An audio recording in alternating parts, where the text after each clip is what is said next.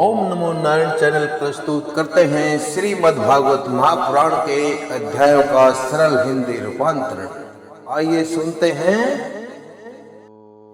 ओम नमो भगवते वासुदेवाय।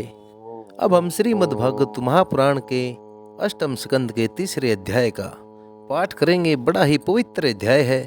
इसमें हम जानेंगे किस प्रकार हाथी के द्वारा भगवान की प्रार्थना की गई और वो किस प्रकार से गजेंद्र ग्राह यानी मगरमच्छ द्वारा जिसे पकड़ लिया गया था, इस संकट से किस प्रकार मुक्त हुआ।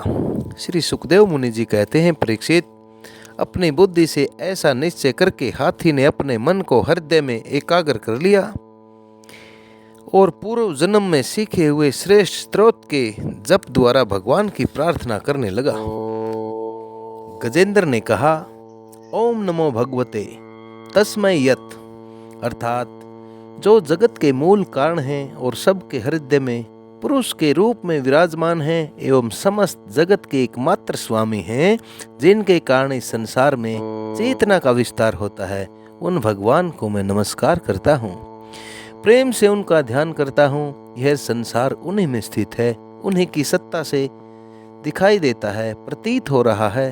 वे ही इसमें व्याप्त हो रहे हैं, अर्थात वे ही इसमें समाहित हुए हैं, समाये हुए हैं और स्वयं वे ही इसके रूप में प्रकट हो रहे हैं। यह सब होने पर भी वे संसार और इसके कारण प्रकृति से सदा परे हैं, इस प्रकृति से सदा दूर हैं।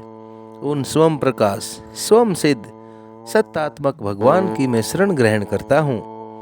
यह विश्व प्रपंच उन्हीं की माया से उसमें अध्यस्त है, उन्हीं की माया से इसमें खोया हुआ सा है। यह कभी प्रतीत होता है तो कभी नहीं, ऐसा कभी महसूस होता है, कभी महसूस नहीं होता, परंतु उनकी दृष्टि ज्यों की त्यों एक सी रहती है। वे इसके साक्षी हैं और उन दोनों को ही देखते रहते हैं। वे सबके मूल हैं, अर्थात मुख्य कारण हैं और अपने मूल भी वही है, कोई दूसरा उनका कारण नहीं है। वे ही समस्त कार्य और कारणों से अतीत प्रभु मेरी रक्षा करें। विनाश के समय लोकपाल और इन सब के कारण संपूर्ण रूप से नष्ट हो जाते हैं। उस समय केवल अत्यंत घना और गहरा अंधेरा ही अंधेरा रह जाता है, परंतु अनंत परमात्मा उससे सदा प्रे विराजमान रहते हैं। वे ही प्रभु मेरी रक्षा करें।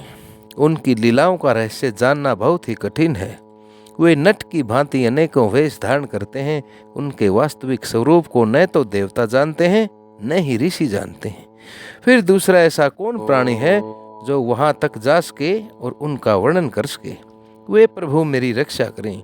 जिनके परम मंगल में स्वरूप का दर्शन करने के लिए महात्मा गण संसार की समस्त इच्छाओं को त्याग देते हैं और वन में जाकर अखंड भाव से ब्रह्मचर्य आदि अलौकिक व्रतों का पालन करते हैं और अपनी आत्मा को सबके हृदय में विराजमान देखकर अपनी आत्मा को सब दूसरों के हृदय में, सभी के हृदय में अपनी आत्मा के समान उन्हें जानकर स्वाभाविक ही सबकी भलाई करते हैं। वे ही मुनियों के सर्वस्व भगवान, वे ही मुनियों के सब कुछ हैं। जो ऐसे भगवान मेरे सहायक हैं, वे ही मेरी गति करें। न उनके जन्म कर्म हैं और न ही नाम रूप। फिर उनके संबंध में गुण और दोष की तो कल्पना ही कैसे की जा सकती है। फिर भी विश्व की सृष्टि और संहार करने के लिए समय समय पर वे अपनी माया से स्वीकार करते हैं। उन्हीं अनंत शक्तिमान सर्वेश्वर में परब्रह्म परमात्मा को मैं नमस्कार करता हूँ।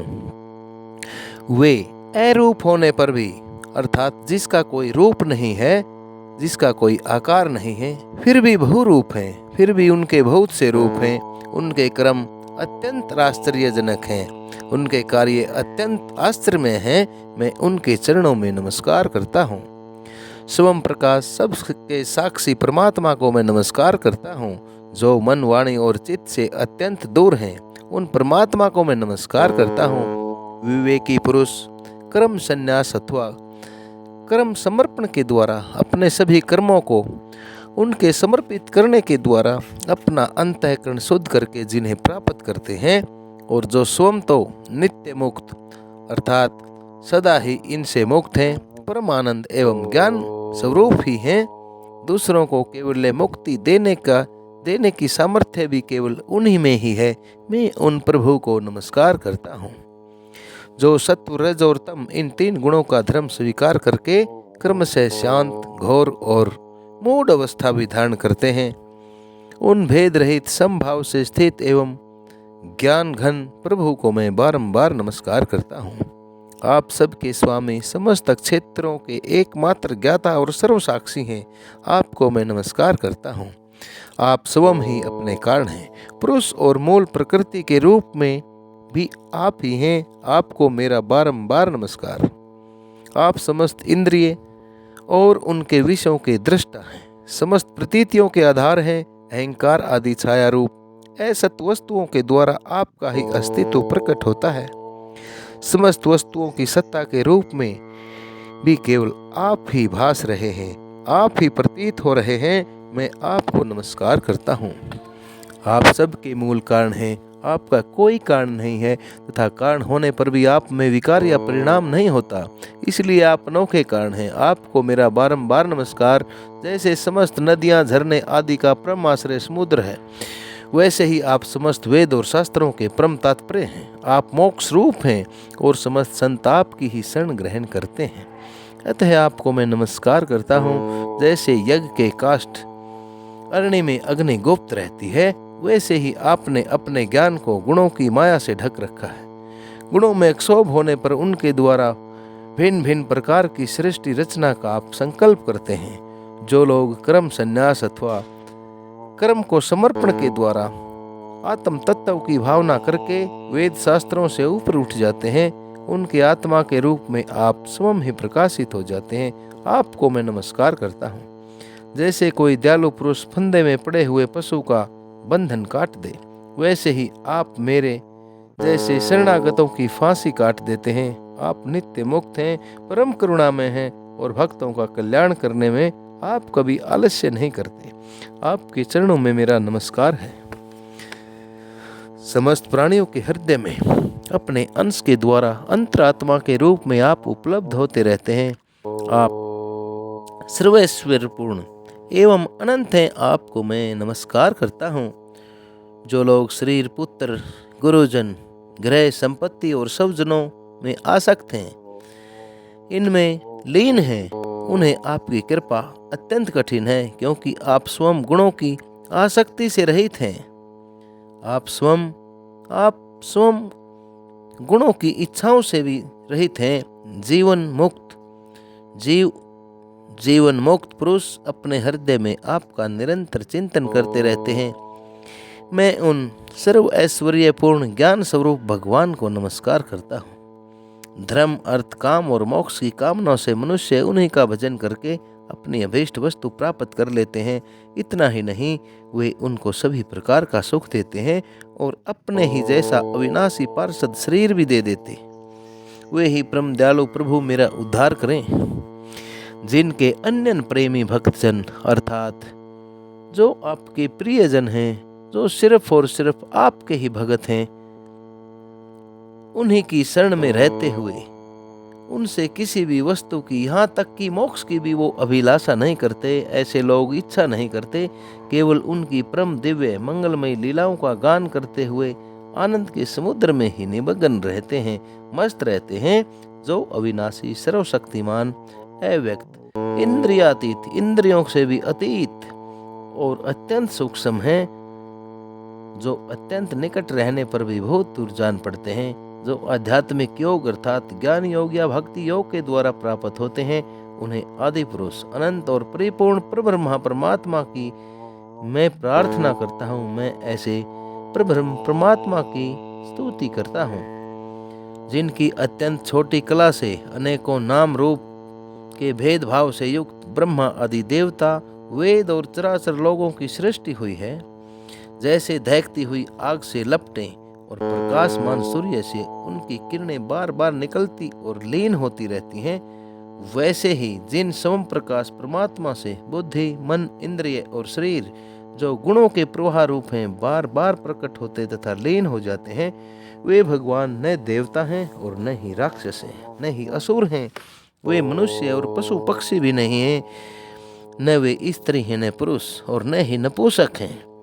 वे कोई साधारण या असाधारण प्राणी भी नहीं हैं। न वे गुण हैं और न कर्म, न कार्य हैं न तो कारण ही। सबका निषेध हो जाने पर जो कुछ बचा रहता है वही उनका स्वरूप है तथा वे ही सब कुछ हैं। वे ही परमात्मा मेरे उद्धार के लिए प्रकट हो। मैं जीना नहीं चाहता। यह हाथी की योनि बाहर और भीतर सब ओर से ज्ञान रूप आवरण के द्वारा ढकी हुई है। इसको रखकर करना ही क्या है।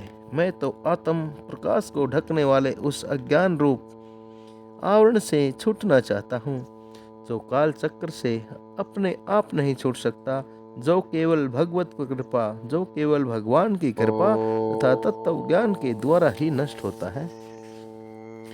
इसलिए मैं उन परब्रह्मा परमात्मा की शरण में हूँ जो विश्व रहित होने पर भी विश्व के रचयिता और विश्व के स्वरूप हैं, साथ ही जो विश्व की अंतरात्मा के रूप में विश्व रूप सामग्री से क्रीड़ा भी करते रहते हैं। उन अजन्मा परम पद स्वरूप ब्रह्मा को मैं नमस्कार करता हूँ। योगी जन योग के द्वारा कर्म वासना और कर्म फल को भस्म करके अपने योग शुद्ध हृदय में जिन योगेश्वर भगवान का दर्शन करते हैं, साक्षात्कार करते हैं, उन प्रभु को मैं नमस्कार करता हूँ। प्रभु, आपकी तीन शक्तियों सत्व रज और तम के राग आदि वेग असह्य हैं। समस्त इंद्रियां और मन के विषयों के रूप में भी आप ही प्रतीत हो रहे हैं। इसलिए जिनकी इंद्रियां वश में नहीं हैं वे तो आपकी प्राप्ति का मार्ग भी नहीं पा सकते। आपकी शक्ति अनंत है। आप शरणागत वत्सल हैं। आप शरण में आए हुओं का उद्धार करने वाले हैं। आपको मैं बारंबार नमस्कार करता हूँ। आपकी माया अहंग बुद्धि से अर्थात आपकी माया अहंकार बुद्धि से आत्मा का स्वरूप ढक गया है। आपकी माया अहंग बुद्धि से आत्मा का स्वरूप ढक गया है। इसी से यह जीव अपने स्वरूप को नहीं जान पाता। आपकी महिमा अपार है।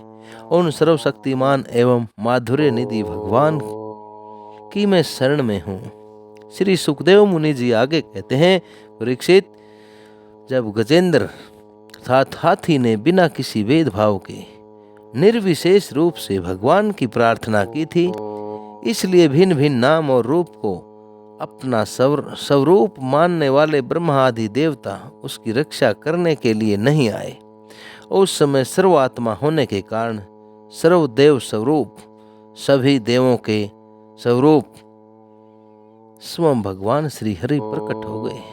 विश्व के एकमात्र आधार भगवान ने देखा कि गजेंद्र अत्यंत पीड़ित हो रहा है, अतः उसकी स्तुति, अतः उसकी प्रार्थना सुनकर वेद में गरुड़ पर सवार हो चक्रधारी भगवान बड़ी शीघ्रता से वहां के लिए चल पड़े। वहां गजेंद्र अत्यंत संकट में पड़ा हुआ था। उनके साथ स्तुति करते हुए देवता भी आए। सरोवर के भीतर बलवान ग्राह ने गजेंद्र को पकड़ रखा था और वह अत्यंत व्याकुल हो रहा था। अर्थात उस सरोवर के नीचे, उस सरोवर के अंदर बलवान मगरमच्छ ने उस हाथी को जकड़ रखा था और वह अत्यंत व्याकुल हो रहा था। जब उसने देखा कि आकाश में गरुड़ पर सवार होकर हाथ में चक्कर लिए भगवान श्री हरि आ रहे हैं, तब अपनी सूंड में कमल का एक सुंदर फूल लेकर उसने ऊपर को उठाया और बड़े कष्ट से बोला, नारायण जगत गुरु भगवान आपको नमस्कार है। जब भगवान ने देखा कि गजेंद्र अत्यंत पीड़ित हो रहा है, तब वे एक बार की गरुड़ को छोड़कर कूद पड़े और कृपा करके गजेंद्र के साथ ही ग्राह को भी बड़ी शीघ्रता से सरोवर से बाहर निकाल लाए। फिर सब देवताओं के सामने ही भगवान श्री हरि ने चक्कर से ग्राह का मुंह फाड़ डाला और गजेंद्र को छुड़ा लिया। इसके बाद अगले अध्याय में, चतुर्थ अध्याय में हम जानेंगे कि हाथी और मगरमच्छ का पहले के जन्म में क्या चरित्र था, वे कौन कौन थे और उनका उद्धार जो हुआ किस प्रकार हुआ था, ये अगले अध्याय में जानेंगे।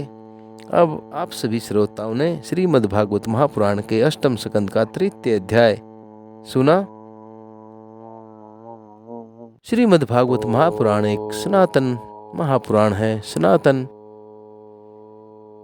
पुण्यमयी कथाएं श्रीमद् भागवत महापुराण की कृपा से ही आप सभी सुन रहे हैं। ओम नमो नारायण चैनल द्वारा इन पुण्यमयी कथाओं को संस्कृत से हिंदी में रूपांतरित करके ओम नमो नारायण चैनल द्वारा ही आपके पास भेजा जा रहा है। नरेंद्र कौशिक की आप सभी से ये विनम्र प्रार्थना है कि इन पुण्यमयी कथाओं को आगे से आगे कृपा शेयर करें तथा श्रीमद् भागवत महापुराण के प्रचार और प्रसार के लिए ओम नमो नारायण चैनल को अवश्य सब्सक्राइब करके पुण्य के भागी बने। इन्हीं शब्दों के साथ आप सभी को नरेंद्र कौशिक का ओम नमो भगवते वासुदेवाय, ओम नमो भगवते वासुदेवाय, ओम नमो भगवते वासुदेवाय।